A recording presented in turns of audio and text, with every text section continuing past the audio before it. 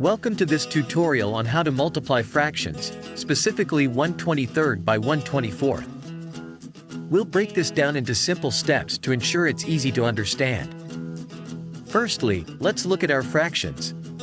We have 1/23, where 1 is the numerator, the top number of the fraction, and 23 is the denominator, the bottom number.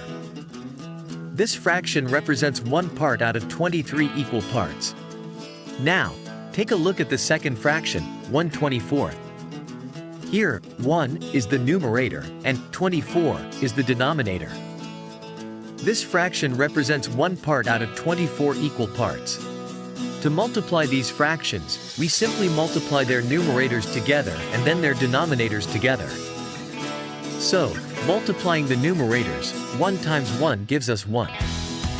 For the denominators, 23 times 24 gives us 552. Therefore, 1/23 multiplied by 1/24 equals 1/552. That's our final answer. It's as simple as that. Remember, 1/552 is already in its simplest form.